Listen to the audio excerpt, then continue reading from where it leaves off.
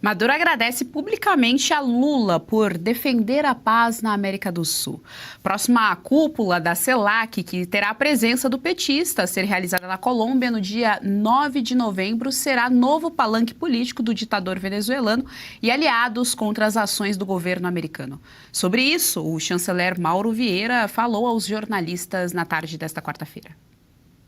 Essa reunião vai tratar da sua agenda, da sua pauta, e é um apoio, é uma solidariedade regional à Venezuela, tendo em vista que o presidente repetidamente já disse, e é a posição da nossa política externa, de que a América Latina e, sobretudo, a América do Sul, onde nós estamos, é uma região de paz e cooperação.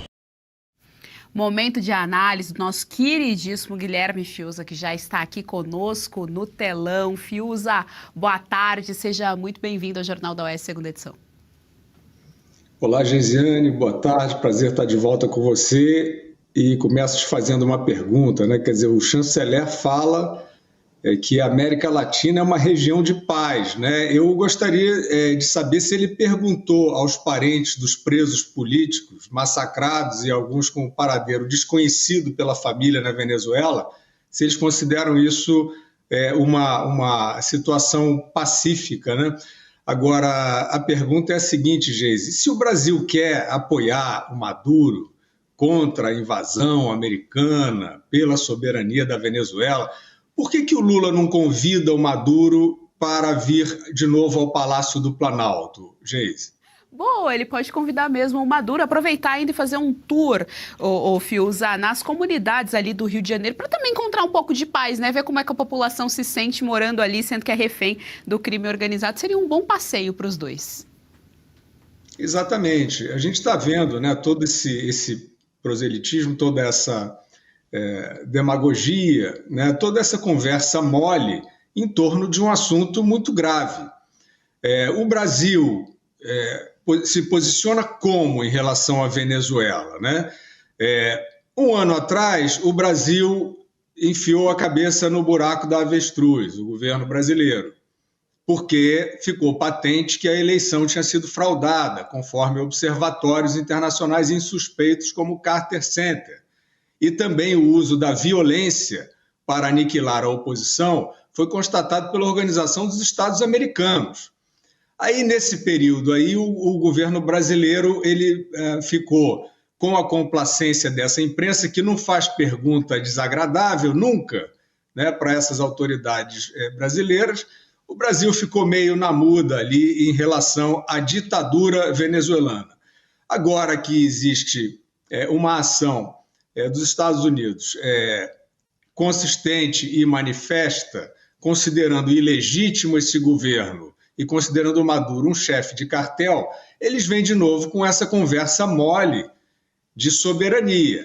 Ora, é mais do que chegada a hora do governo brasileiro, do chanceler, do ministro das Relações Exteriores, Mauro Vieira, do chanceler informal Celso Amorim e do presidente Lula, falarem as coisas com todas as letras, né? Chamarem as coisas pelos seus nomes e pararem com essa retórica vaga, né? Bom, então toda a violência perpetrada pelo Nicolás Maduro é apoiada pelo governo brasileiro? Ou o governo brasileiro se atreve a negar que seja um regime violento? Eles não falam disso. Da mesma maneira, o presidente brasileiro, falando sobre a operação policial contra o tráfico no Rio de Janeiro, né, nós vimos ali, um primeiro momento, ficou uma certa, digamos, um constrangimento, né, desses que usam retórica para tudo, com a opinião pública apoiando, né, apoiando solidamente o enfrentamento àqueles que judiam da população mais vulnerável, né? Mas aí depois o próprio Lula, que tinha soltado aquela frase, que depois ele desdisse, né? Não sei se foi um ato falho, o que foi aquilo, mas que os traficantes, aliviando os traficantes de alguma maneira, né? São vítimas dos usuários, etc. Depois o que nós vimos, Geise, foi esse governo que quer dizer como se combate o crime organizado e o próprio presidente dizendo que a ação policial foi um massacre. Bem, mas a Polícia Federal, né, que é uma força que está sob o comando, sob a jurisdição do Ministério da Justiça, soube da operação e decidiu não participar. Bom, se a operação foi mal planejada, se foi mal executada e se havia esse risco, por que a Polícia Federal, né, em nome da esfera federal, não entrou nesse planejamento e não corrigiu os supostos erros ou excessos que estavam contidos lá? Não, a Polícia Federal simplesmente achou que não era problema dela. Como a própria autoridade, o próprio diretor-geral da Polícia Federal afirmou isso. Então, agora, o presidente Lula, sobra a ele o discurso, a retórica, porque, no mínimo, houve uma omissão federal, né, ao não se juntar a uma ação consistente e objetiva em relação ao crime organizado no Rio de Janeiro, que contém, inclusive, representações e lideranças do crime organizado em todo o país. E aí, como é que é a resposta? O Comando Vermelho não é violento? O Maduro não é violento?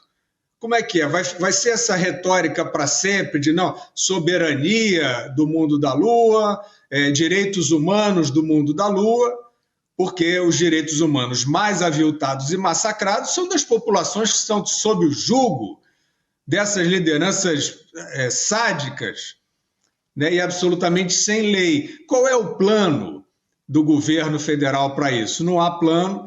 Então, é claro, né, Geise, para concluir, mais uma vez, o trabalho evasivo, né, dessa retórica evasiva do governo federal fica facilitado por essa imprensa, que da mesma maneira que aparentemente não, com certeza esperou esfriar o escândalo da reeleição do Maduro no ano passado, porque naquela época eles até diziam, não, Maduro,